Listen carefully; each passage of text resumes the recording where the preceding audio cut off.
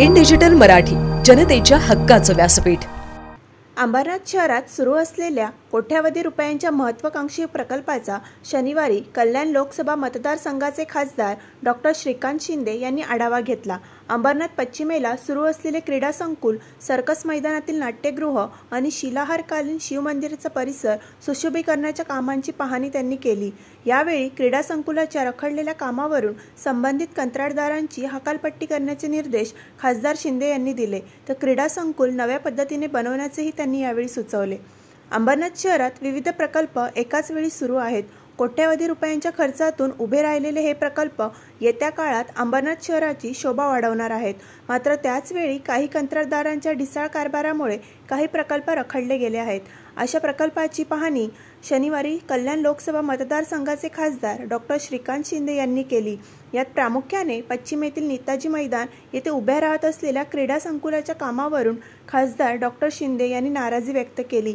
या संकुलासाठी निधी उपलब्ध आहे, मात्र कंत्राटदारामुळे या प्रकल्पाचे काम रखडल्याचे दिसून आले असून या कंत्राटदारांची हकालपट्टी करण्याचे निर्देश दिल्याची माहिती खासदार डॉक्टर शिंदे यांनी दिली। यावेळी त्यांनी कैलासनगर आणि स्वामीनगर येथील शाळांचीही पाहणी केली। सोबतच लोकार्पणाच्या टप्प्यावर असलेल्या अंबरनाथच्या सर्कस मैदानावरील नाट्यगृहाच्या कामाचीही पाहणी केली।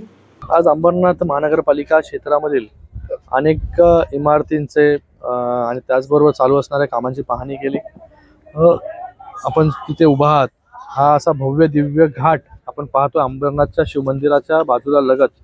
हा 8-9 एकरचा परिसर, आता जसा काळा पाषाणामध्ये हा घाट, म्हणजे इथे अगोदर नदी होती, कधी काळी ती नंतर नाल्यामध्ये परिवर्तन झाली आणि आता पुन्हा त्या नाल्याला रिज्युनेट करण्याचं काम, नदीला रिज्युनेट करण्याचं काम आज आपण इथे करतोय। तर एवढं मोठं भव्य दिव्य आज घाट आपण इथे पाहायला मिळतो, त्याची आज पाहणी केली। त्याचबरोबर आतमध्ये जाऊन कुंडाचं काम, जो प्राचीन कुंड आहे त्याचंही काम आता 90% पूर्ण होत आलेलं आहे। त्याचबरोबर एक भक्त निवास, त्याचं बांधकाम सुरू आहे। एकंदरीत हा जो पूर्ण प्रोजेक्ट आहे हा माझ्या खूप जवळचा विषय आहे। मी यासाठी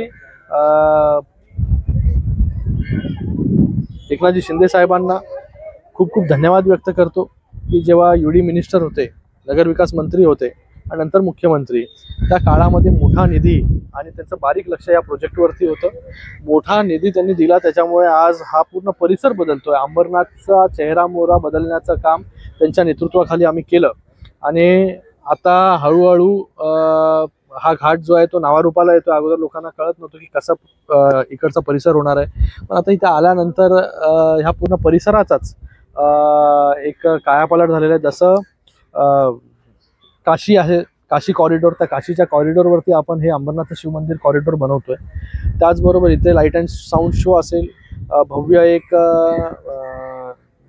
भगवान शिवशंकराची मूर्ती असेल, एक्झिबिशन सेंटर्स असेल, इकडचा इतिहास सांगण्यासाठी ऑडिटोरियम असेल, ऑडिओ व्हिज्युअल शो असतील। त्याचबरोबर ह्या शहरासाठी आवश्यक असणाऱ्या इंडोर आणि आउटडोर स्पोर्ट्स स्टेडियम, त्याचीही पाहणी केली।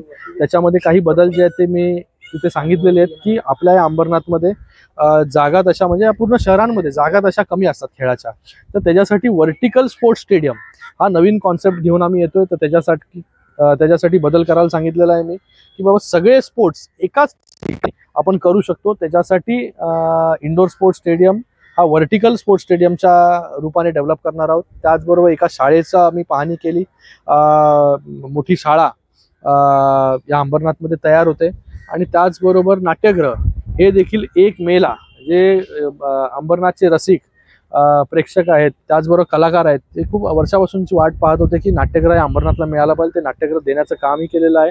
ते नाट्यगृह 1 मे रोजी जे आहे, मला वाटतं त्याचं उद्घाटन होईल, लोकांच्या सेवेसाठी ते सुरू होईल। अशा अनेक इमारतींचं कामांचं पाहणी जे आहे ते आम्ही केलेलं आहे। स्पोर्ट्स कॉम्प्लेक्सचं काम जे आहे हे कॉन्ट्रॅक्टर मला वाटतं खूप स्लो करतोय। त्याला सांगितलं त्याला नोटीस बजावा लवकरात लवकर। कुठलंही काम जे आहे स्लो होता कामा नये, कारण की पैसे जे आहेत हे आलेले आहेत आणि तरी देखील काम स्लो होत असेल तर ते चुकीचं आहे। आणि त्याच्यामध्ये कोण चांगला कॉन्ट्रॅक्टर असेल तर त्याला कॉन्ट्रॅक्ट ते दिलं पाहिजे, जो काम फास्ट करेल। हे जसं आता आपण अंबरनाथचं घाट बघताय, किती फास्ट काम चालू आहे। या ठिकाणी STPचं काम देखील सुरू आहे। तर मला वाटतं कुठल्याही कॉन्ट्रॅक्टरनी स्लो काम करता कामा नाही, कारण की पैसे जे आहेत ते अंबरनाथ महानगरपालिकेकडे अगोदरच वर्ग झालेले आहेत। म्हणून कुठलीही कामं जे असतील ते रेकॉर्ड टाईममध्ये पूर्ण झाली पाहिजे, हे आमचा मोटिव्ह आहे। शिवमंदिर आर्ट फेस्टिवल कधी होईल यावर्षी आणि कुठे होईल? कारण चार ठिकाणी शिवमंदिर आर्ट फेस्टिवलच्या जागी आता डेव्हलपमेंटचं काम चालू आहे मोठ्या प्रमाणामध्ये. तर लवकरात लवकर आमच्या सगळ्या कमिटीशी बोलून हा शिवमंदिर आर्ट फेस्टिवल ह्या वेळेस किती तारखेला घ्यायचा तो आता तुम्ही ठरवू. पण नक्कीच यावर्षी शिवमंदिर आर्ट फेस्टिवल जसं दरवर्षी होतो भव्य दिव्य स्वरूपामध्ये, तसा शिवमंदिर आर्ट फेस्टिवल याही वर्षी होणार आहे. ऑपरेशन टायगर बघा, कालच एक प्रवेश झाला माजी आमदारांचा.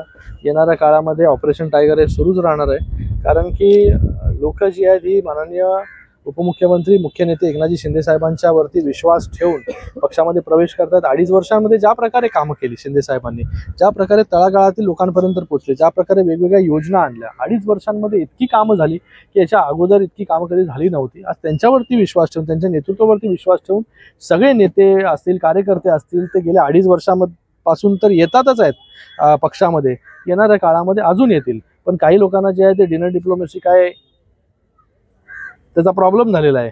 काही लोक मेसेज करून आपापल्या आमदारांना खासदारांना सांगतात की आवर्जून तुम्ही जाऊ नका, त्यांना जायचं असतं. पण ते सांगितल्यानंतर पण जे लोक आहेत ती आमचा एक ऋणानुबंध जो आहे, जो ऋणानुबंध ते लोक स्थापन करू शकले नाही त्यांच्या कार्यकर्त्यांबरोबर, त्यांच्या नेत्यांबरोबर, त्यांच्या आमदारांबरोबर, खासदारांबरोबर, तो आम्ही स्थापन केलेला आहे. आमची एक मैत्री आहे, त्याच्यामुळे ते मैत्री खातर येत असतात. पण प्रत्येक गोष्टीमध्ये त्यांना पॉलिटिक्स जर दिसत असेल तर मला वाटतं हे कुठे ना कुठेतरी थांबलं पाहिजे.